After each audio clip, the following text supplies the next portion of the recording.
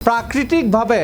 অতি মনোমোহা আৰু চহকী অসম ৰাজ্য এতিয়া বিপদত পৰিব নেকি উদ্যোগপতিৰ আশীৰ্বাদ অবিহনে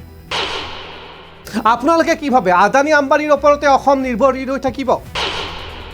অসমৰ নিবনুৱা সমস্যাৰ অন্যতম কাৰণ কি বুলি ভাবে আপোনালোকে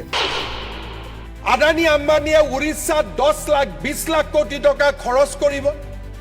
তাৰ হাজাৰ হাজাৰ লৰাই উদ্যোগত চাকৰি পাব আৰু অসমৰ লৰাবিলাকে তাত চাকৰি কৰিব যাব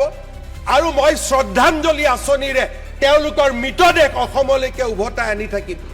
ইয়া কি মুখ্যমন্ত্ৰী হিচাপে মই হেয়া কাম কৰিবৰ কাৰণে মুখ্যমন্ত্ৰী হৈছো নেকি নমস্কাৰ প্ৰিয় দৰ্শক চাই আছে ডিবি নিউজ এতিয়া অসমৰ শেষ ভৰসা আদানী আম্বানী নেকি ৰাজ্যৰ মুখ্যমন্ত্ৰী ডক্টৰ হিমন্ত বিশ্ব শৰ্মাই ইতিমধ্যে সংবাদ মাধ্যমৰ আগত উল্লেখে কৰিছে যে আদানী আম্বানী অহাটো বিচাৰিছে আদানী আম্বানী আহিলেহে অসমত থকা নিবনুৱাসকলে সংস্থাপন লাভ কৰিব এনে সময়তে ৰাজ্যজুৰি চৰ্চাও হৈছে যে অসমৰ ভৱিষ্যত কেৱল আদানী আম্বানীৰ ওপৰতে নিৰ্ভৰশীল নেকি শেহতীয়াভাৱে ছেটেলাইট চিটি প্ৰসংগটো আদানী আম্বানীৰ ওপৰতে নিৰ্ভৰ কৰিছে যে উদ্যোগপতিসকলে অসমলৈকে আহি উদ্যোগ স্থাপন কৰিলেহে অসমৰ নিবনুৱাসমূহ সংস্থাপন লাভ কৰিব আৰু এই বিষয়ত চৰ্চা চলি থকাৰ সময়তে আন এটা বিষয়ও খুবেই চৰ্চিত হৈছে যে অসমত সকলো আছে সকলো থাকিও অসমীয়াই এতিয়া বুজিব পৰা নাই উদাহৰণস্বৰূপে একাংশ লোকে ক'বলৈ আৰম্ভ কৰিছে বা চৰ্চা কৰিছে বিভিন্ন ক্ষেত্ৰত যে অসমৰ মাটি সাৰুৱা অসমত যি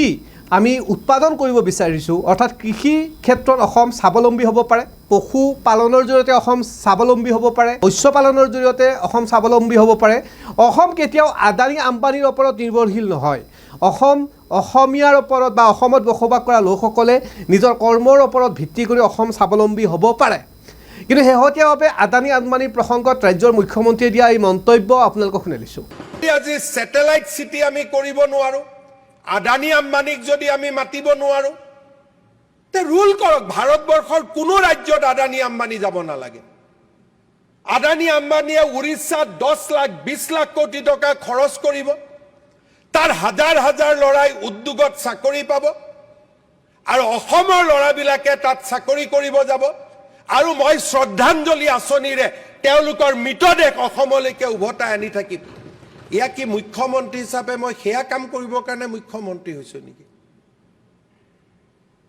অসমত উদ্যোগ হ'ব নালাগে